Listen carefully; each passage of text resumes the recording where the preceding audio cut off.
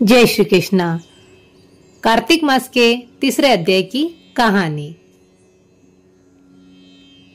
शंखासुर द्वारा वेदों का हरण। सत्यभामा बोली, हे भगवान, आप तीनों कालों के जानने वाले हैं। आप कार्तिक मास को ही इतना श्रेष्ठ क्यों मानते हैं? हे देव, इसी प्रकार सब तिथियों में एकादशी और सब महीनों में कार्तिक का महीना ही आपको क्यों प्रिय है? श्री कृष्ण बोले, हे कांते, तुमने बड़ा अच्छा प्रश्न किया।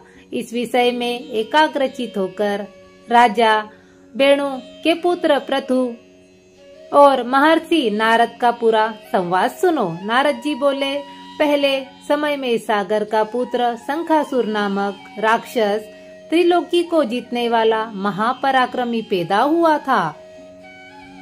उसने अपने पराक्रम से संपूर्ण देवताओं को स्वर्ग से निकाल दिया तथा इंद्रादि संपूर्ण लोकपालों के अधिकार अपने हाथ में ले लिए।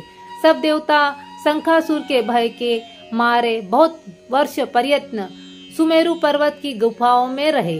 एक समय शंखासुर ने विचार किया कि मैंने देवताओं को जीत लिया है, परंतु वे अब भी बहुत बलवान मालूम होते। हाँ, अब मैंने जान लिया कि वे सब वेद मंत्रों के प्रभाव से युक्त हैं, इसी से वे बलवान हैं। अतः उनके वेदों का हरण कर लिया जाए तो वे सब स्वयं ही बलहीन हो जाएंगे। ऐसा सोचकर शंखासुर सत्यलोक में गया, जहाँ भगवान उस समय सोए हुए थे। उनके मन में चोरी की इच्छा थी।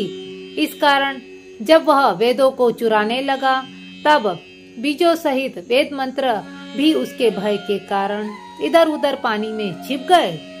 तब शंखासुर ने उन्हें खोजता हुआ समुद्र के अंदर विचरने लगा, परंतु उसे वेद मंत्र इकट्ठे नहीं मिले। उधर ब्रह्मा जी भी सब देवताओं के साथ बैकुंठ लोक में भगवान विष्णु की शरण में गए।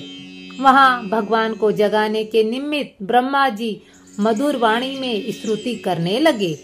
उनकी स्तुति पूजा से संतुष्ट होकर भगवान ने नेत्र खोले। तब सब देवताओं ने सहस्त्र सूर्य के समान कांति वाले विष्णु भगवान के दर्शन किए। सब देवताओं ने उन्हें नमस्कार किया, दंडवत प्रणाम किया। तब प्रसन्न होकर भगवान उनसे कहने लगे, हे देवगणों, मैं तुम्हारे पूजन, स्तुति आदि कार्यों में से बहुत प्रसन्न हुआ हूँ। आप लोगों की मनोकामना मैं पूर्ण करूँगा।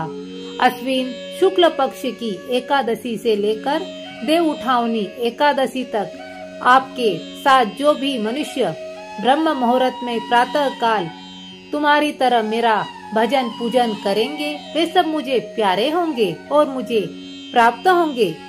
तुम्हारे यहाँ आने की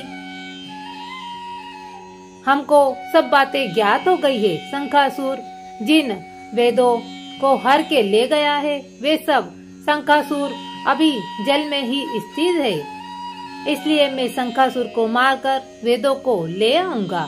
अब से लेकर बीज मंत्र समेत सब वेद प्रतिवर्ष कार्तिक के महीने में सदा जल में निवास करेंगे।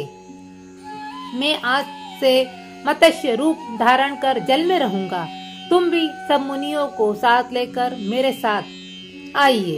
इन दिनों में पृथ्वी लोक में जो मनुष्य प्रातः काल स्नान करेंगे, वे निश्चय अज्ञान स्नान के फल को प्राप्त होंगे। अतः हे देवराज इंद्र, जो लोग कार्तिक मास में नियम पालन करते हैं, उनको तुम मेरे लोक में पहुंचा दिया करो। उनकी सब आपत्ति तथा विघ्नों से रक्षा करते रहना। हे वरुण, तुम उनकी पुत्र पौत्र धान्य से वृद्धि करते रहना, क्योंकि कार्तिक का व्रत करने वाला जीवन से मुक्त हो जाता है और वह मेरा ही स्वरूप धारण कर लेता है। और अन्य सभी देवताओं जो जन्म से मरण तक इस उत्तम व्रत का पालन नियम करता है, वह तुम्हारे लिए बहुत ही पूज्य है।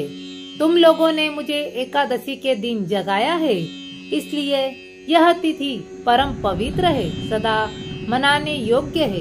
यह तिथि मेरे लिए परम प्यारी है। हे देवगणों, विधि पूर्वक किए गए ये दोनों व्रत प्रत्येक प्राणी को मेरे ही समीप पहुंचा देते हैं।